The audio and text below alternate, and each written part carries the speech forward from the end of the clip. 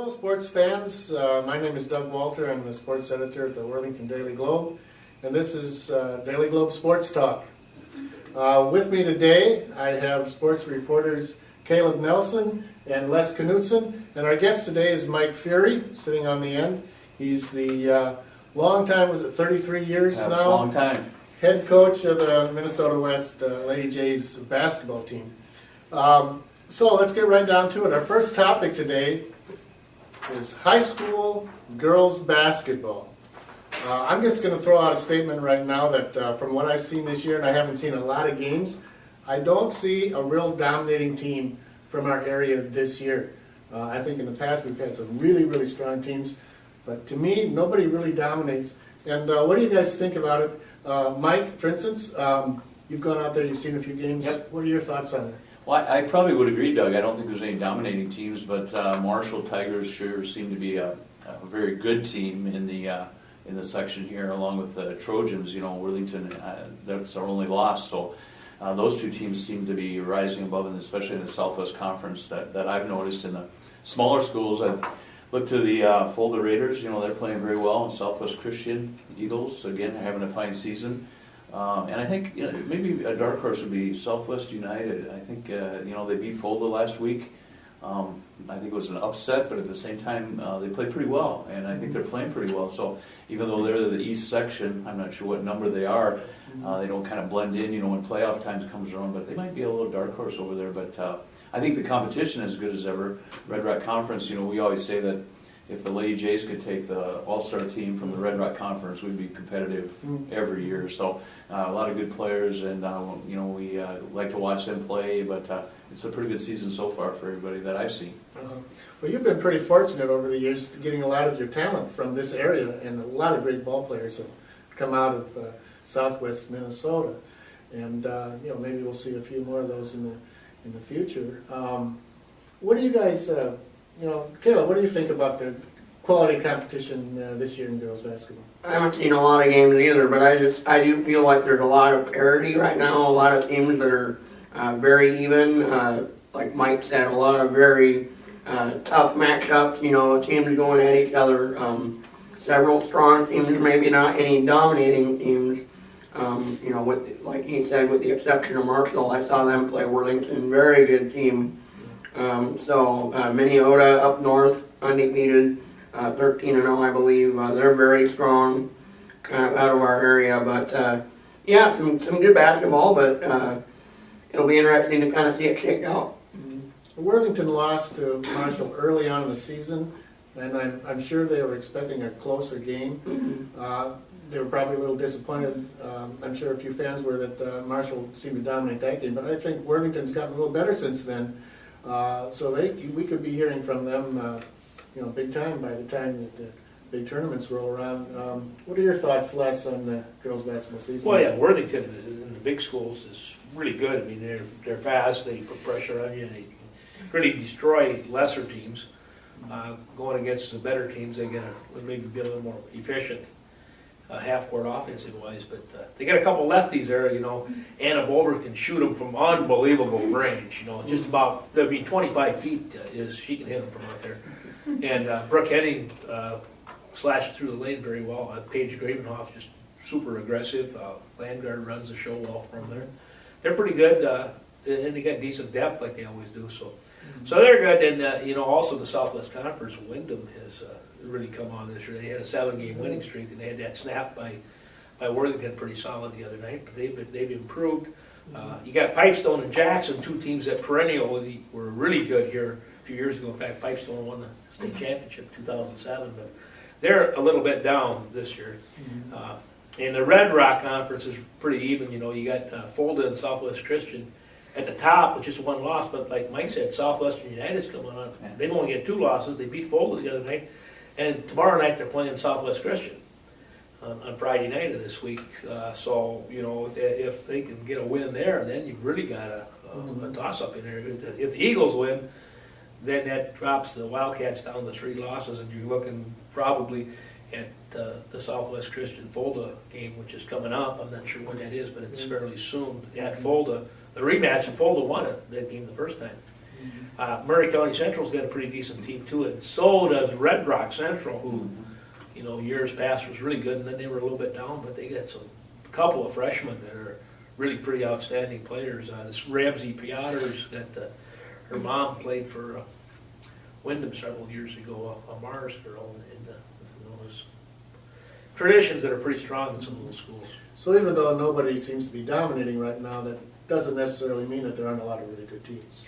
Yeah, right. Like Mike said, the Southwestern United, and that's of course that's Heron Lake, Okabena, and Round Lake Brewster. But they a couple years ago got moved east. They're in Section 2, and I guess I hate to say that for sure, but I think that Section 2 maybe overall doesn't have quite the quality of team that Section 3 does. And I think you just look at how Section 3 is done, like at the state tournament in both boys and girls. And Minneota, you mentioned them, they're the defending state champs. And any team from Section 3, Fulda has won a couple state championships here back to back not too long ago, and it's a tough deal. You get out of Section 3, sometimes you get up to the state tournament, and those are easy games compared to what you face down here. And Les always teases me, but I gotta throw this in.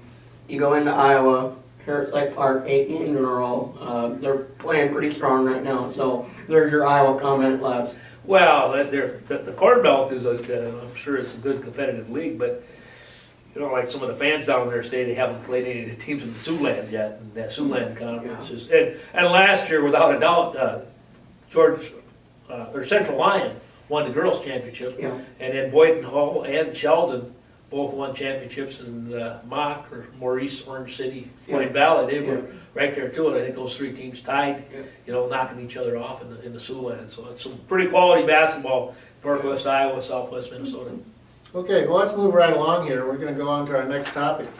What's new in area sports? What have we been working on? What have we seen in the last week that's interesting to us? I'll throw it to Caleb and Les. What's new with you guys? Well, I'll refer to Caleb because he got to cover the big deal last week. That was Adrian Worthington wrestling match, which, I tipped you off on that. What a big thing that was back in the 1980s, when they just absolutely packed the place. And both those teams were really powerhouses. And it was a good match, I guess, the other night. Real good match. Adrian wrestled really well. They kind of had a lead, but Worthington just right in there. I don't have it in front of me. The match is match by match, but just a tremendous match between, Adrian, I believe, maybe 6 losses on the year, but they're ranked 6th in Class A right now. And Worthington unranked, but they've got 4 kids that are ranked individually, so they're real strong. And so that was a really good, I feel a really good 9-point win for Adrian, against a really good Worthington team that took pretty good care of TMB Westbrook Walnut Grove the other night. What about this Worthington gymnastics team? They're quite good. Yeah, they're 7-0 right now, and they've been very consistent. They've been scoring around 135 points or a little better each time. So they're a real interesting team, and they got a really good youth program, and it's really paying off. One thing that I'm excited about, I just learned today that they've got new lighting in the armory. Oh. So it's going to be much better lit. I think the fans are going to like that. And I know photographers will. I know our photographer, Brian Carthels, will like that a lot too. Another thing that we just learned today, in fact, that district football is coming to Minnesota for high school. That was just approved by the high school league today. I don't know exactly what that means yet for the new conference that Worthington is going to be in. But we got a call in to Josh Dale, and he'll probably fill us in on that and what that'll mean for scheduling. But it's going to be a very interesting development in 2015. Yeah, that is. That's going to maybe turn the whole plan of the Big South around. They tried that before with the Southern Alliance. The problem that time was that you didn't get Worthington and Wyndham and Laverne and Pipestone necessarily always matched up, with the spread out deal. But they kind of said this time that would happen yet. So I don't know. Yeah, district-wise, that's what Iowa's done for years. Since 1990, I believe. Yeah. Yep. Okay, well, let's finish it up with a very big topic nationally, the Super Bowl matchup. We're going to talk about this, and we think we know a lot more than everybody else about who's going to win the Super Bowl. They don't know anything really in Las Vegas. So I'm going to open it up. Mike, well, who's going to win the Super Bowl? Oh, well, I think it's the first time, is it the first time in history that the number one offense is facing the number one defense? I think I read that or something like that, so I can't get a better matchup than that. And two great teams. I'm not sure who I'd go with. I kind of like the Broncos a little bit, with Peyton Manning. He just seems to be a class act and just a great quarterback, and what a year he had, and so it'll just be interesting if Seattle can stop him. If they can stop him, I think they'll be fine. But if they can't, and nobody else has been able to stop him all year, so I might give the Broncos just a little nudge. You give Broncos the edge. How about you, Caleb? I give Broncos the edge as well, just pretty much for everything that Mike said. A big Peyton Manning fan, always have been. When the Colts played the Patriots, I was always cheering for the Colts, and so, even though I'm a Packers fan, so I think, just, Can you say that in this state? yeah, Okay, well, he just did. I just did, and I'm a Hawkeyes fan too. Oh my! But it's it'll You be can delete that out later. Don't worry about it, folks. The Hawkeyes, who are the Hawkeyes? yeah, it'll be a really good Super Bowl though. Yeah. Okay. What do you think, Les? Well, Caleb here, he likes this Richard Sherman, isn't he? Your favorite player? I read something about him in the paper this morning, Wow. Yeah, that was something, when he came on the TV like that, I wanted to turn that, and people were talking in their house at the time. I said, oh, gee, listen to this. I couldn't believe what the guy was saying, but, man, I guess he backed it up. But, if that pass is about 4 inches higher, he doesn't get it, and it's a touchdown. So, he doesn't totally outplay Michael Crabtree. He's not way better than him. So, yeah, the Broncos got a lot of receivers, and the Seahawks, I guess, got the best defense. But, geez, the Broncos' defense is pretty good, too. So, Peyton Manning, I like him. And after this whole deal, more people now like the Broncos and hate the Seahawks. But sometimes in football, you want to kind of be the hated team, and you play with a chip on your shoulder, and that's what they're doing. So, and you guys won't believe this, because we had these football picks, and I got beat by Aaron Hagen this year. You won. Aaron Hagen beat you? Yeah, Aaron Hagen beat me in the picks. I was dead last, but I really did. In about the first week in October, I said that the two best teams are the Seahawks and the Broncos, and they're going to play in the Super Bowl. And now they are. They are. And I know you can say, well, yeah, he's easy to say that now, prove it, but I really didn't think that. So I should make a prediction on this one, and I'm going to say that Richard Sherman's going to be quiet after the game. The Broncos will win the Super Bowl. I'd love to see Peyton Manning target Sherman throughout the game and light him up. I don't know if that's going to happen, but two questions I have. Can the Seahawks keep pace with the Broncos' offense? Can they score enough points as I think the Broncos will? I don't think their offense is good enough. Also, I don't think Seattle is quite as good when they're away from Seattle. Yep.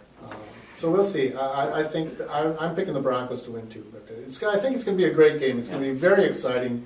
There's going to be a lot of drama involved, and I'm sure some of it will involve Richard Sherman. So And some of it might include snow too. You never know. might Right? include snow. Yeah, the weather's going to be a real. I heard they've got some alternative dates. They may even move the game up ahead and play on Friday. That'll really mess up my Super Bowl party. I hope that doesn't happen. Anyway, thanks a lot, everybody, for showing up today. It's been a lot of fun to talk about sports. And that's it. Bye-bye.